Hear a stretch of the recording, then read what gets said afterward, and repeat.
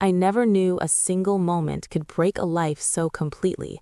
When the inspector pressed play, Adam appeared on the screen, sitting at his desk in our living room where he always drank his coffee. The light was dim, as if the house itself could not bear the truth. His face was pale, and there was fear in his eyes, a fear I had never seen before. He spoke softly, each word heavy. "Nora, if you are watching this, it means I am gone."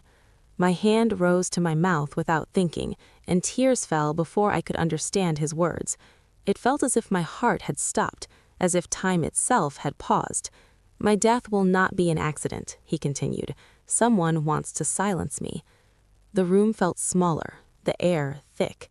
He said that 3 months earlier he had discovered illegal money transfers in the construction company, money laundering, forged contracts, powerful names hidden behind clean papers. He had tried to ignore it at first, but he could not sleep. His conscience would not allow silence. He copied the files and planned to report everything, but they discovered what he was doing before he could act. I remembered the nights he came home late, quiet and distant, and how he always answered my worried questions with a tired smile, saying it was just work. "If they kill me," he said calmly, "they will make it look like a fall. Do not believe anyone who says I slipped." That was when I collapsed. I could hear nothing but my own crying. Before the video ended, he apologized for not telling me sooner, said he feared for me more than for himself, and asked me to be careful if I was still alive. When the screen went dark, silence filled the room, heavy and suffocating. Inspector Salem finally spoke, his voice firm. Adam's death was most likely murder. We returned to the old house, the place where he had died. It no longer felt like a home. I walked through the rooms like a stranger, touching the walls that once held our laughter, now giving nothing back. The inspector stood at the bottom of the stairs and asked if anyone had visited us before the accident. I wiped my tears and said a colleague of Adam's had come to deliver documents. "What was his name?" he asked. I hesitated, then said, "Mayor." He was polite, always smiling. The inspector's face changed immediately. Mayor was a suspect in a dangerous financial network and had been missing for 3 years. Fear ran through my body. How could he be missing when he had sat in my living room and smiled at me? A few minutes later, an officer called out about a strange mark on the stair railing. The inspector examined it and said it was a temporary silicone device used to make surfaces slippery. My legs gave way. Adam had not fallen. He had been pushed. That night, I could not sleep.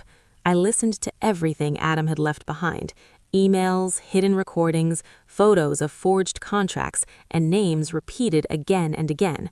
Then I heard a voice that made me scream. A man spoke coldly, saying silence meant life and speaking meant death, that they only needed one fall, and that Adam's wife was young and would move on. The inspector confirmed it was Mayor's voice. Then Adam's voice followed, calm and steady. "If I die, Nora will reveal the truth." In that moment, I realized I was no longer just a grieving wife. I was carrying his responsibility. The next day, I remembered a small detail. About an hour before the accident, I had seen something rectangular in Adam's pocket. It was gone when the police checked his clothes. I went to the purple orchid he cared for so carefully. He always said the plant needed patience, just like the truth. With trembling hands, I dug into the soil and found it, the second copy of the data. I remembered his words: "Important things should be hidden where no one thinks to look." That copy changed everything. The case was reopened, and slowly the truth came together. Weeks later, I received a call telling me Mayor had been arrested. I felt no joy, no relief, only emptiness. He confessed they only wanted to scare Adam, but Adam refused to stay silent, so they staged the fall. A few days later, Inspector Salem visited me with a small letter written in Adam's handwriting. He wrote that if he did not survive, I should not cry, because he had done the right thing, that he loved me, and that I was stronger than I believed. I held the letter to my chest and cried, not only for Adam, but for myself and the life I had thought was safe. I bought a new purple orchid and placed it in the same spot, a small memorial to the truth Adam had protected with his life. That night, I lit incense and whispered his name. The curtain moved gently, as if someone had answered. I closed my eyes, and for the first time in a long while, I breathed deeply. The pain did not disappear, but it softened. Adam had not died in silence.